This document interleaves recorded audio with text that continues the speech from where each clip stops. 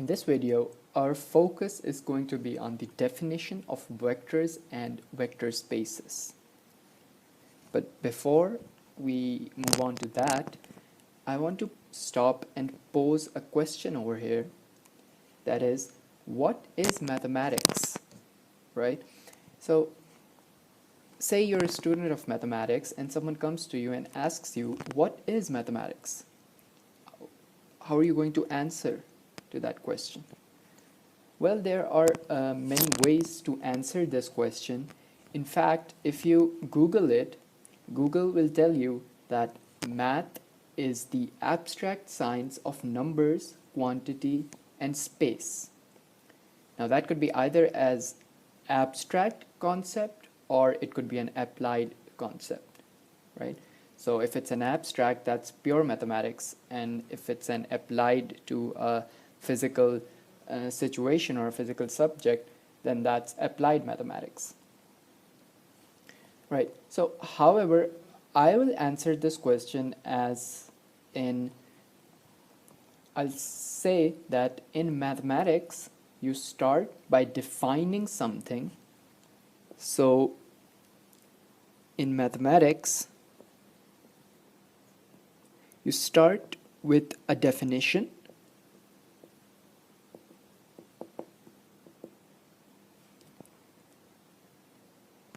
And because, well, you start with a definition because the math doesn't really know itself of a real world, right? But you set up different rules, that is, the definitions. And now, based on these definitions, you proceed further and you go ahead to develop theorems, right? So you, based on the definitions, you develop theorems. Right.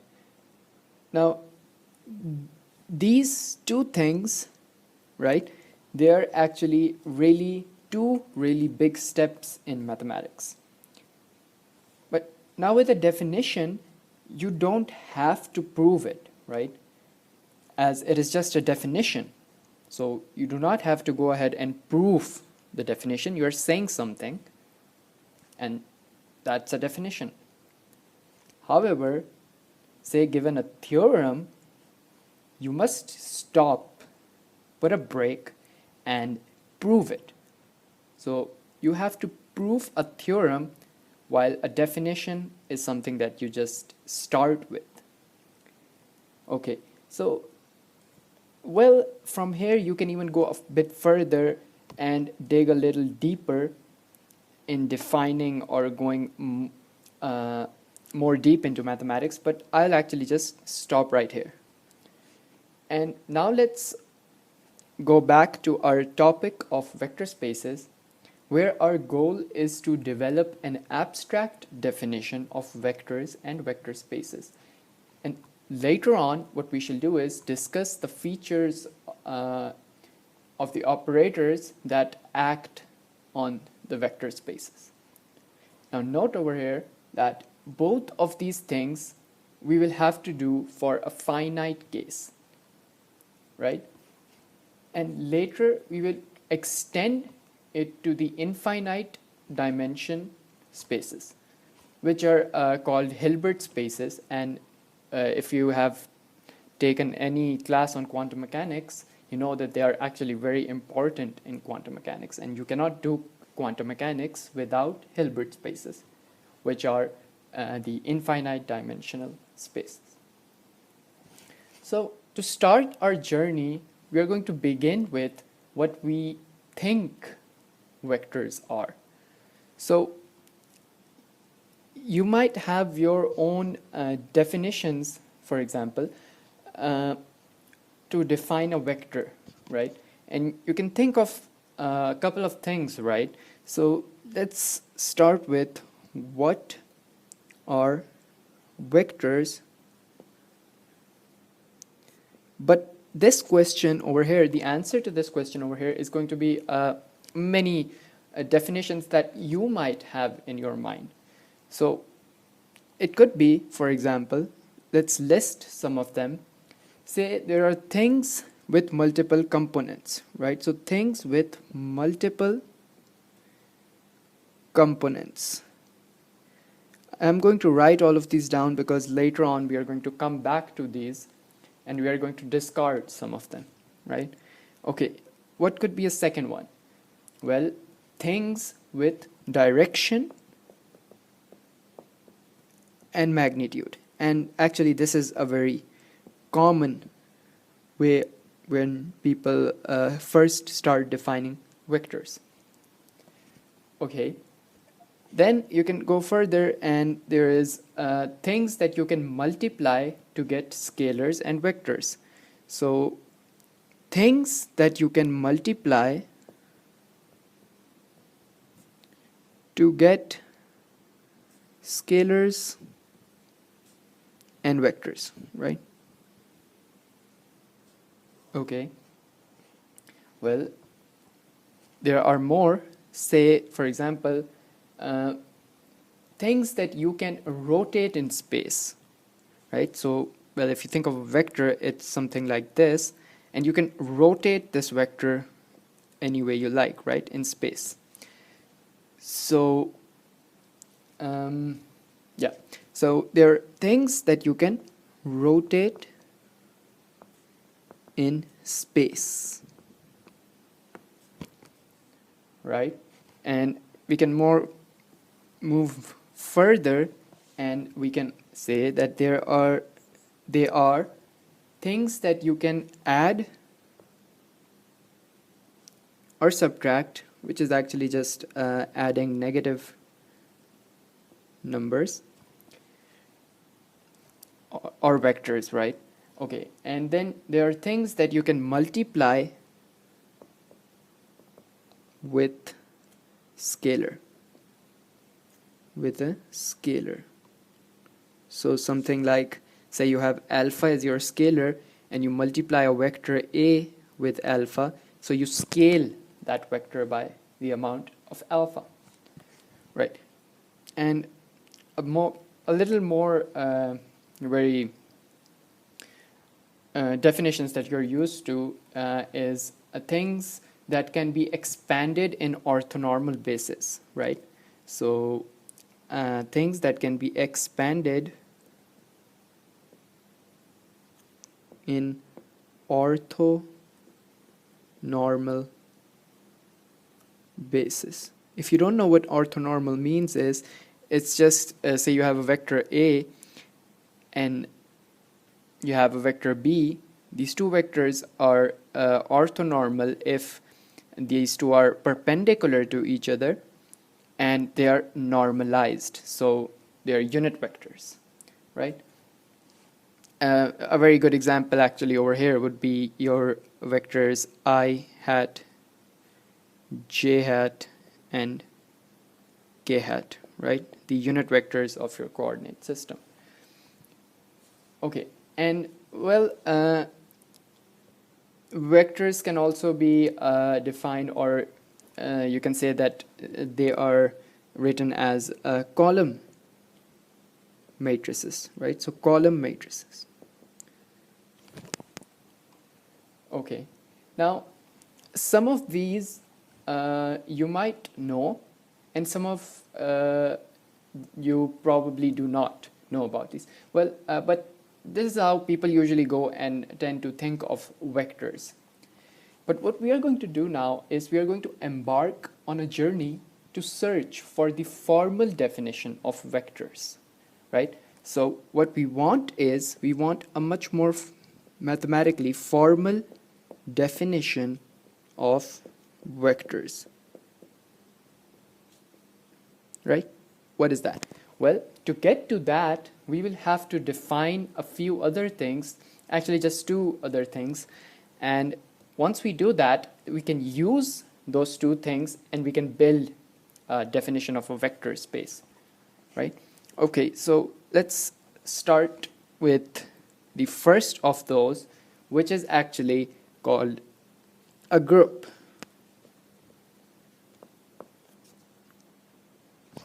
right? Now there is a whole course on group theory, and you can go and look into that course.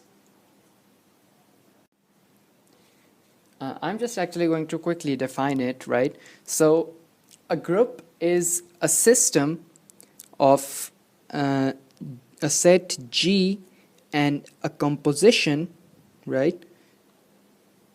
Where this G is the element of the group and this composition is the operation, right? Again, a group is a set G, which is the element, and this operation, it consists of this set G with a single operation that is denoted by this dot over here, and it has to satisfy some of the properties, right? So let me go and list them down. So first one is that this operator composition is closed. It is closed. That is, say for A, B that belongs to the group G, A composition B is equal to C. It gives you another element C that also belongs to the group, right? So that means that the composition is closed, right? So you stay in that same space, right? So you pick one element here, say that's A, you pick another one that is B, and then you compose these two, and you get another element that is C, but it's still in that same space, right? Okay, so I'm just going to get rid of this now, right? And now let's go on to the second property, that is this operation, that is the composition, is associative. It is associative. Well, what does that mean? That is for, say, for A, B, C that belongs to the group G, your A composition brackets B composition C is just equal to A composition B brackets composition C, right? Now the third one is that there exists an identity. If you don't know that this symbol is for there exists, right? So there exists an identity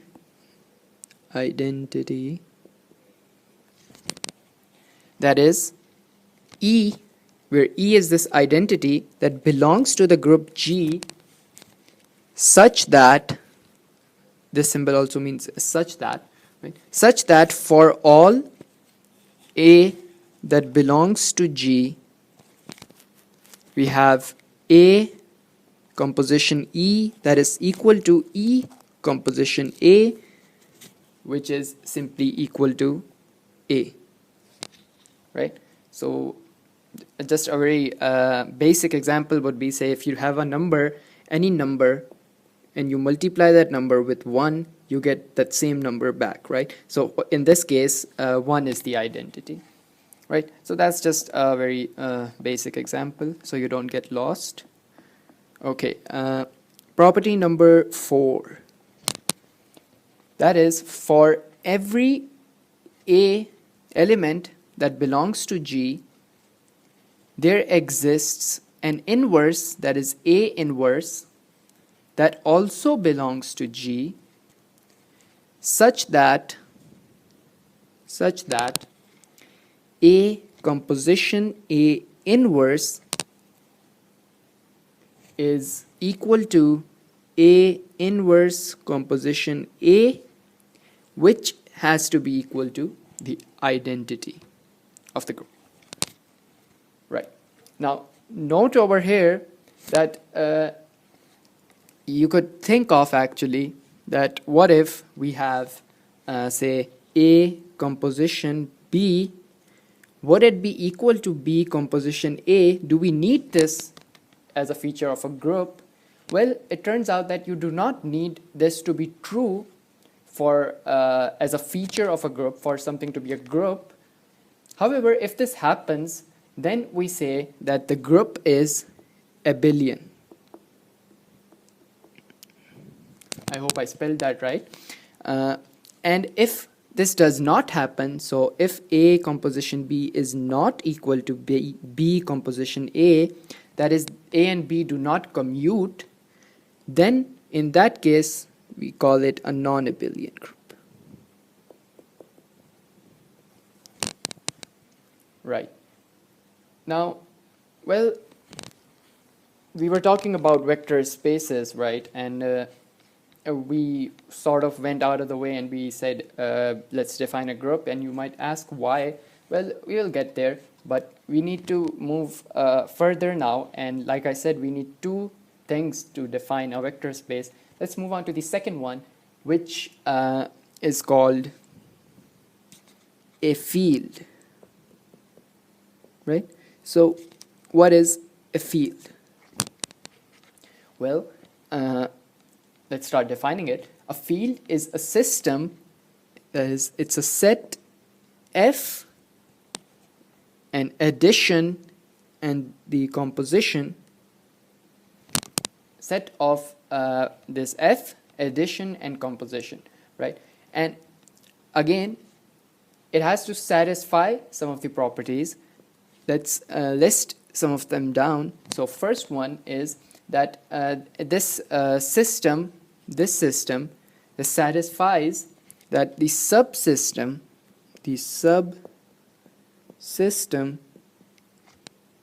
that is F and the addition, right? So this one, that's why we are saying that it's a subsystem, so it's a part of the whole system, right? So the subsystem F and plus is abelian. So it has to be an abelian group, or it has to form an abelian group with E is equal to 0. So the identity has to be 0, and that should make sense to you, right? So for example, if you have you're doing the plus or the addition operation, you have to add 0 to a number. Let's just say that we have a number and you add 0 to this to get the number back, right? Unlike multiplication, where you multiply with 1 and you get that number back, right? But over here we are talking about the subsystem that consists of F and addition, right? Okay, now moving on to property number 2, we say that let F prime be all of the x's that belongs to F except for x equals 0. In this case, then our subsystem, that is F prime, let me just write it here, then a subsystem F prime and composition is an abelian group. So this is an abelian group with of course identity, some identity E prime.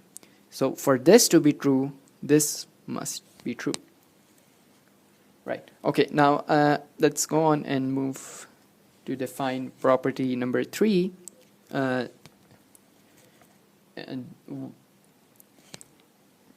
the property that this system should satisfy to be a field, right? Okay, for F to be a field, and that is for A, B, C that belong to this field F. We have A composition B plus C that has to be equal to A composition B plus A composition C, right? And note over here that this composition is not necessarily the operation multiplication. It could be anything, right? So you don't have to think of it in terms of multiplication. We are, as I said, we are looking for a general and abstract definition, right? So we are generalizing everything. So that it's just a composition is just an operation. It could be multiplication. It does not necessarily have to be multiplication. So well, the property number 3 says that that is this composition is distributive, but with respect to what? With respect to addition, right? However, the opposite is not true. That is, addition is not distributive to with respect to composition, and you can actually do that and prove it. It's just a one-step proof, right?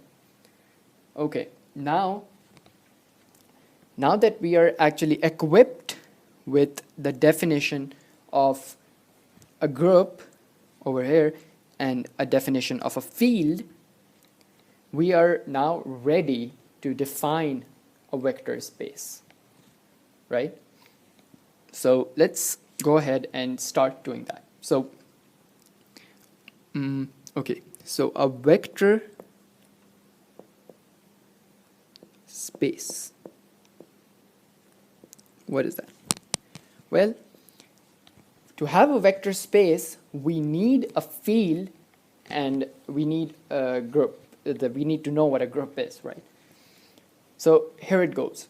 A vector space over a field F is a set of vectors let me actually write this down properly so you don't get confused. A vector space, this thing, is a field, is over a field F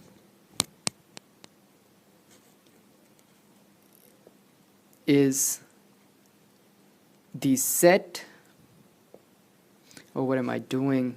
A vector space over a field F is the set of vectors, that is V, satisfying some of the properties, right? So again, this also has to satisfy some of the properties.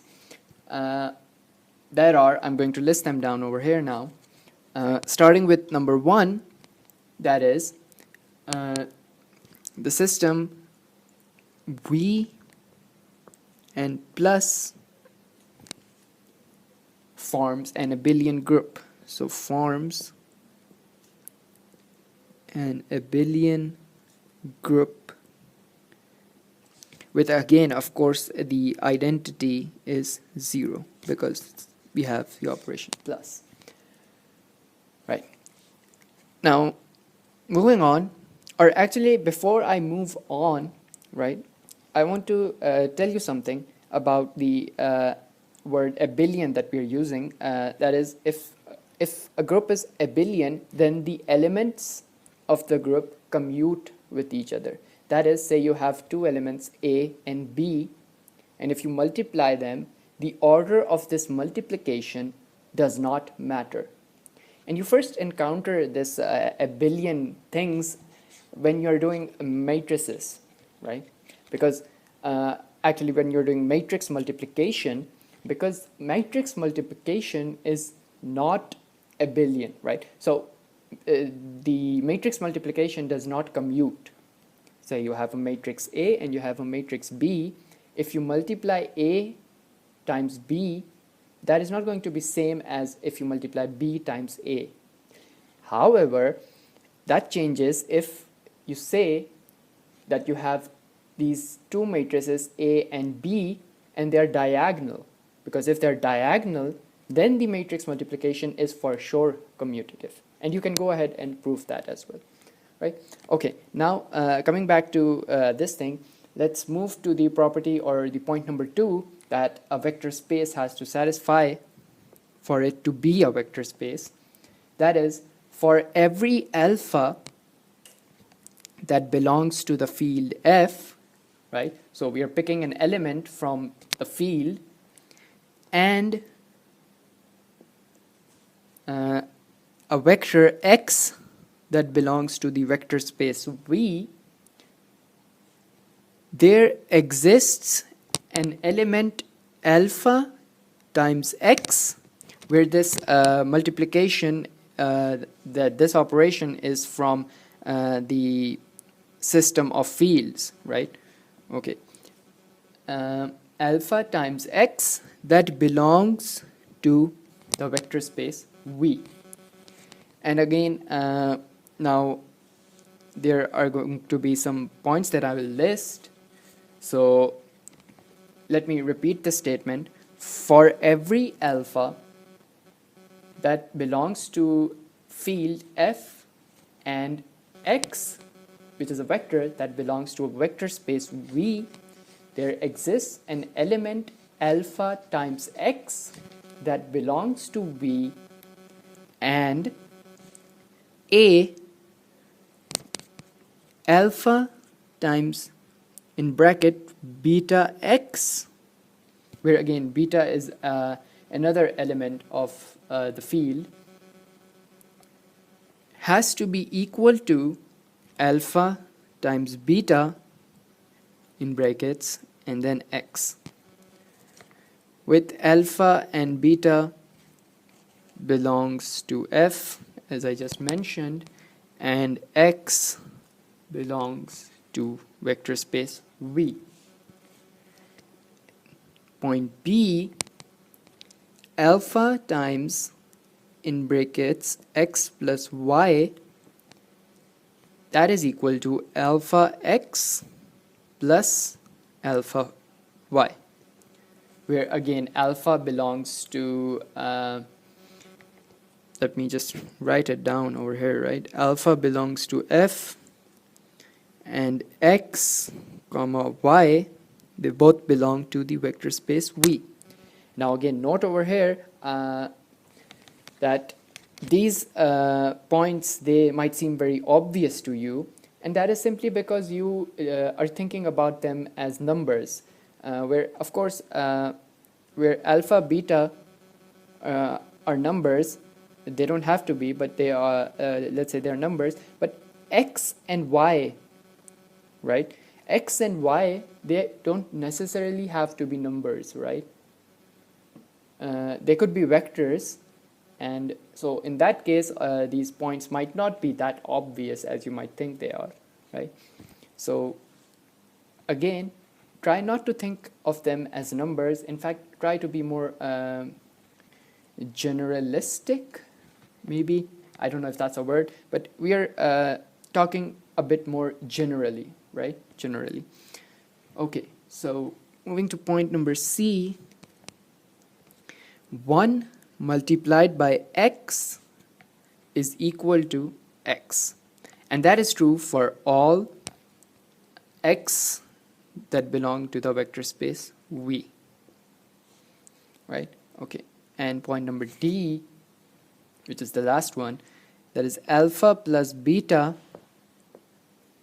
multiplied by X is same as alpha times X plus beta times times X, right? Where again alpha beta belong to the field F, and X belongs to the vector space V. So X is a vector. Okay, now we could go ahead and actually look at some of the examples, right? So let's go and look at some of the examples. Right. Okay, let's start with one. Say you have a n tuple of real numbers, right? So a n tuple of real numbers, that is x is equal to beta 1, beta 2, and well up to so on. So let's just say up to beta n, and this you have over a field of real numbers, right? And this is with x plus y is equal to beta 1, beta 2, up to beta n, right? Which, then you add to plus y. Y could be similarly some delta 1, delta 2, up to so on, and so delta n, right? Which is simply equal to then your beta 1 plus delta 1, comma, then you could have beta 2 plus delta 2, and likewise you would have up to, say, you have beta n plus delta n, right? And this was for the plus operation. And you could also have some alpha times x, which would be then alpha multiplied by beta 1, beta 2, up to beta n.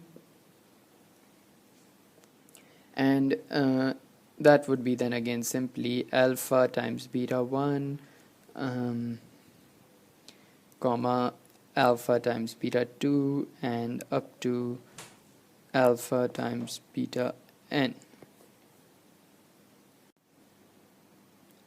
With the identity element being 0, that could be written as 0, 0, comma 0, and up to,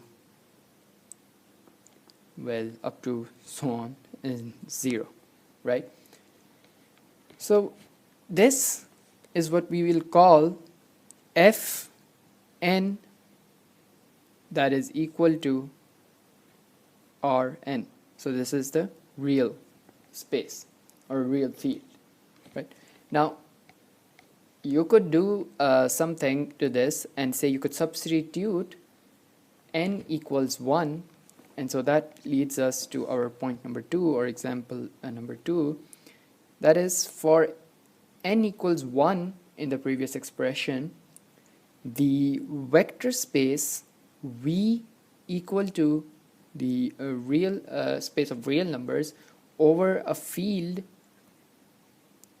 that is of real numbers with plus operations that are plus, and that is plus as in addition or subtraction and multiplication, right? So like I said previously, plus subtraction is just adding negative numbers, right? Okay, now this over here, all of this that I just wrote, when you substitute n equals 1 in this one,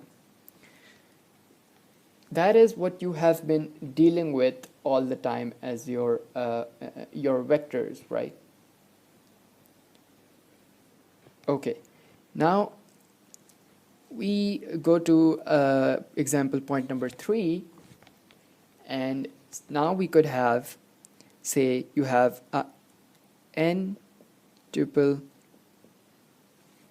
of complex numbers,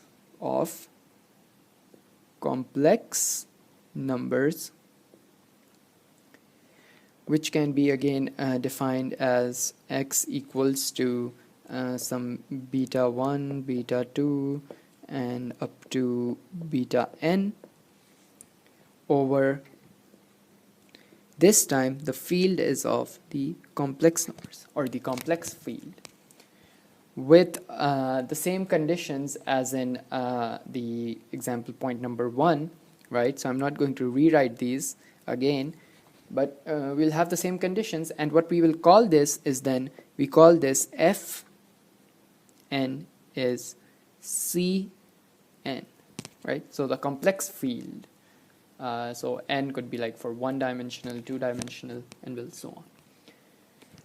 Okay, now again, if we could substitute for n equals 1 in this case as well, that would lead us to example point number 4. That is, if you substitute n equals 1 in this case, in this one, right, the vector space V would now be simply equal to this, right? Over, of course, over the field, that is this, with the same operations, plus and multiplication, right? So we have defined an n-tuple for the real numbers and for the complex numbers.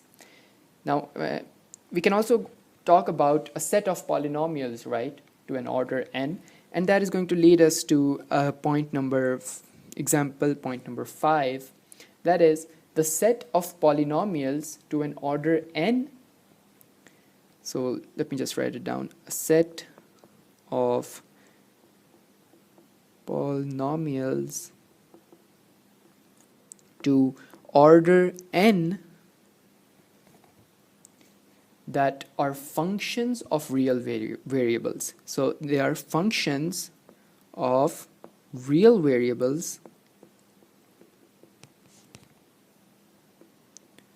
Let's call them t, with, this t is the real variable, with real coefficients. I don't know if I spelled that right, but you get the point, right? Okay, so what we have is, we have v is equal to pn, so a polynomial to an order n over a field of real numbers, right? So this one, right? And this was for the real case. We could also talk about the complex case, which would lead us to example point number 6.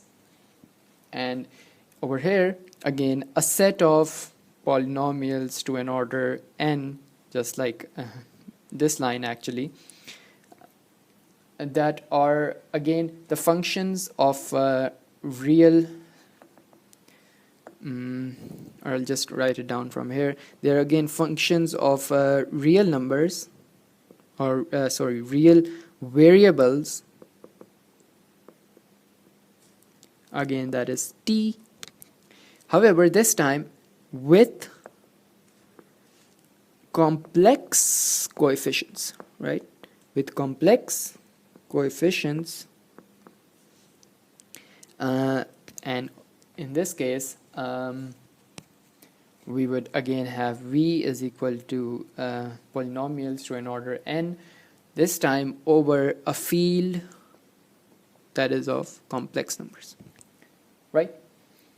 Okay, so now let's move on and just consider this 5 and 6, right? So where we talked about polynomials. Okay, so considering 5 and 6 points, we have for x that belongs to this Pn, that is, it belongs to a polynomial, x is equal to alpha 0 plus alpha 1 times t power 1 plus alpha 2 t power 2, that is t squared, up to we can keep doing this so on for alpha n t power n, right? Where alpha here is it belongs to the set of real numbers or real space for point number 5 in the real field, but for let me write it down here for point number 5 on the previous page, but it belongs to a set of a complex field, right, for point number 6 over here, right? Okay. Now we are going to start with a set or with a system that is this one, Pn, and the variable that is t. Now this should form an abelian group, right? So this should form an abelian group, right? And we're just not going to say this, we're actually going to check this statement, right? So, well, first we are going to check that if it even forms a group, right? And then at the last we will see if it's an abelian group or not, right? So let's go ahead and quickly do that. So you have to remember some of the properties of the group over here, right? And we are going to check this. So let me just write down that we are going to check it. So let's check if it does form an abelian group, right? So say that you have for x, y, z that belongs to this polynomial to an order n. You have x plus y. You have x plus y is equal to alpha 0 plus alpha 1 t1, or I'll not write that t power 1, up to so on. So I'm just going to write now alpha n t power n, right? So this is our x, and then this plus. Now for y we can write our coefficients as beta 0 plus beta 1 times t plus beta n, that is up to so on, so beta n times t power n, right? And so that is our y. Okay, let's go ahead and simplify this. That gives you alpha 0 plus beta 0, right, plus,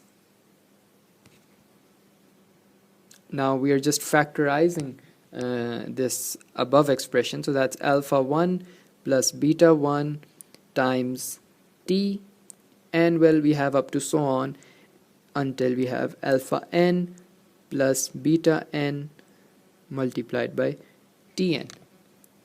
Now if you look at this, this still belongs to Pn, right? Which means that it does satisfy the closure property. Closure, I don't know if I spelled that right, but yeah. So it satisfies the closure property of the group. So that's the first, or one of the several properties for something to be called a group. Okay, let's move on and let's check another property that is actually I'll start doing it, and then when it comes out I'll tell you that what it is, right? So we have say we have x plus y plus z, right? So this is plus. What is this equal to? Okay, so we know x is alpha 0 plus alpha 1 t up to alpha n tn, right? And well, actually I'm not going to do all this big expressions, right? We already know what x plus y is from this thing, so I'm just quickly going to shove in here some of the results. That is, I'm just going to say that x plus y for alpha 0 plus beta 0, right? And plus, because of this z, say you have the coefficient gamma, and for the first term you would have gamma 0, right? then you could go ahead and add this term, right? And you could add a gamma 1 to it for the next term for z, right? So the first term was gamma 0. Okay. And so if you do that, if you keep doing that, what you will be left with is, and that is equal to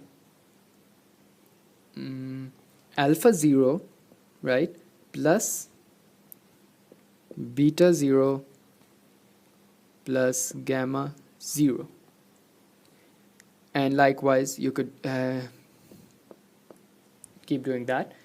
And this is simply equal to your x, right? This comes from that x plus this plus, right? And in brackets, you have for y plus z, that is this thing over here. So what I wanted to say is that this thing is equal to this thing, and what does that imply? That implies the property of a group that is called it is associative. So the group operation is associative.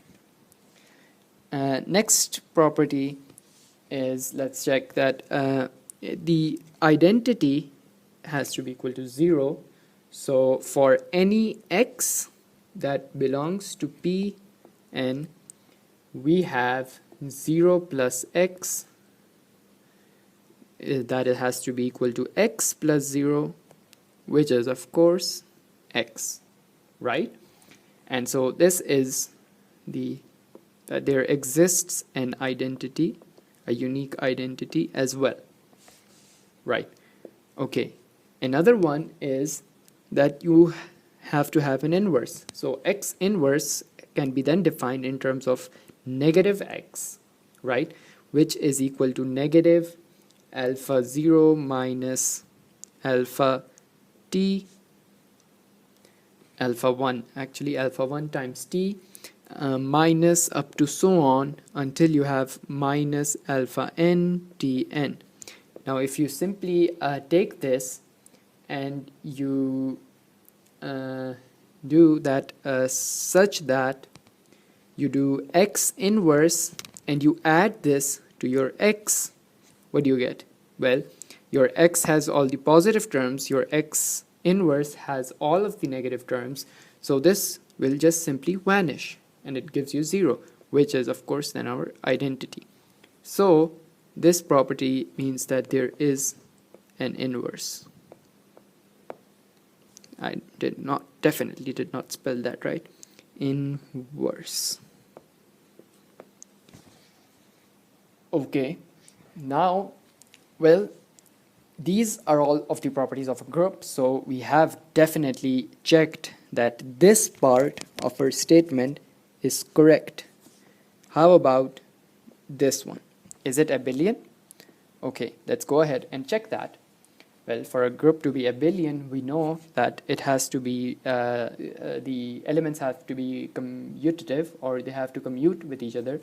So let's go ahead and do x plus y, right? And well, we have done this earlier, and when we open this, let me just go back here. Yeah, we did this over here, right? So in this first one, we did x plus y. And what did we get? We get x plus y is equal to alpha 0 plus alpha 1 t up to alpha n tn, plus for y we had beta 0 plus beta 1 t plus beta up to so on, so beta n tn, right? And well, of course, this can be simply also written as beta 0 plus beta 1 t up to so on, that is beta n tn, and plus alpha 0 plus alpha 1 t up to alpha n tn, and this is simply equal to y plus x. So that means that, look at this thing, x plus y, and over here y plus x. So that means we can change the order, and so it doesn't make a difference. And what that means is that they commute, and we call that abelian.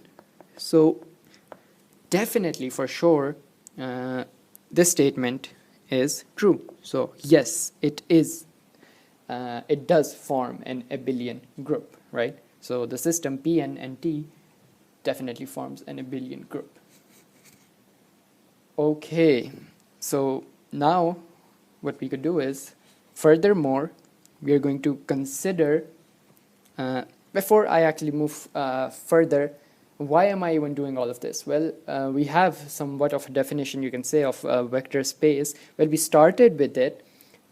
We have to discard some of the things that we mentioned over here, right? So in our definition that we might think of what are vectors, we defined some of the things such as these multiple components, direction and magnitude, and well, so on, like addition, subtraction, things that can be expanded in orthonormal basis, and well, so on, right?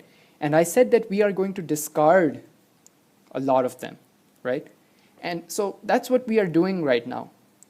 In developing our definition of the vectors, we are seeing that what part of those definitions or that list is going to survive. And so we are going to understand what truly is a vector space. So what is the most general definition of a vector or a vector space, right?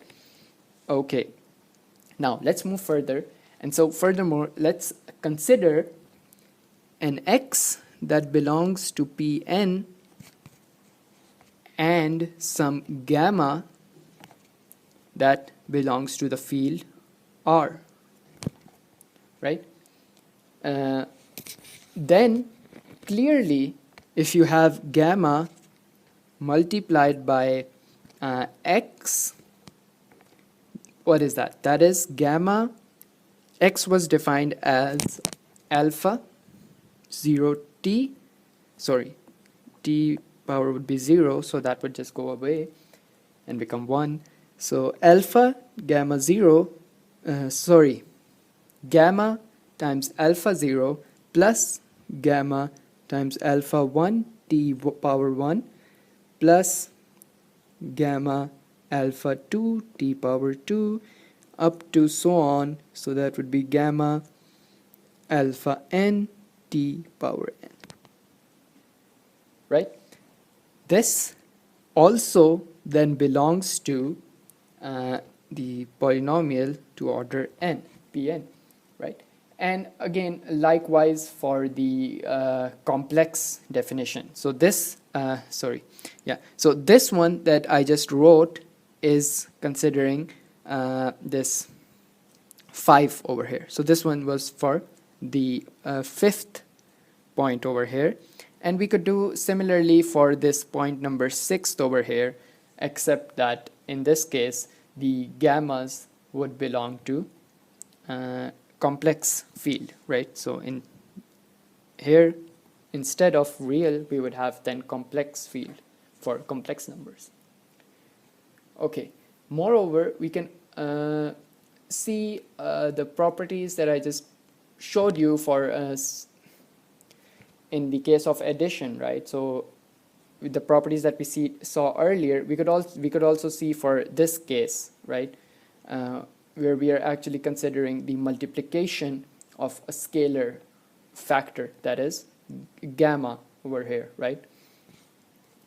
So now if we go back to the things that we said to define vectors, right, the things that is I just mentioned right now, right? These things, right? So the list that I said that these are the things that define vectors, or at least we thought that they define vectors. Well, what we see is that only 2 of all of these things is actually true, or it is, they're all true for sure, but we only require two of the features to define a very general vector. What are those two things, right? Let me move forward and write those two down. So for vectors, a very general definition of a vector, we only require one, that they're the things that you can add,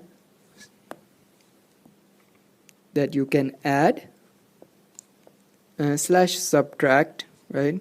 Because again, subtraction is adding negative numbers.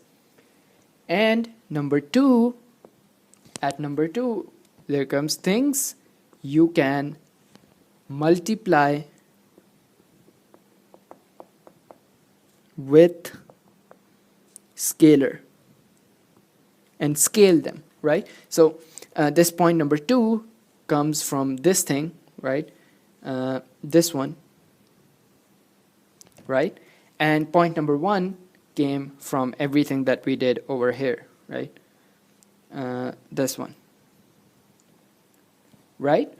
And so, yeah, coming back over here, these are the only two basic things that you need to define a very general vector, right? So these are only those two things that you require.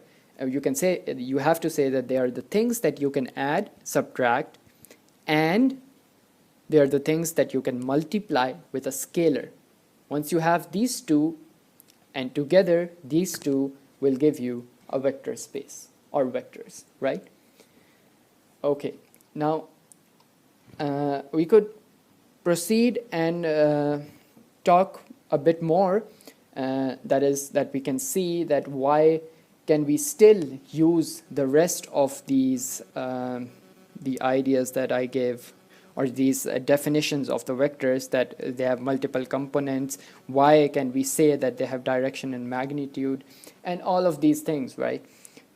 Why we can still use all of these ideas even though that they are not required as a feature of vector spaces that is in question, right? In this video, I'm going to end it over here, and I'm going to give this video a part 2. So in that part, we are going to see that why can we still use the rest of these ideas, or these our so-called definitions of vectors, right? And in that, we will also see, or we will encounter something, or something that we will actually need in vector spaces, and that would be bases. So in that video, we will also talk about bases, and we will also move a bit into isomorphisms. That is a part of group theory, actually, and we will see why isomorphisms are very beautiful, right? So we will see the beauty of isomorphisms.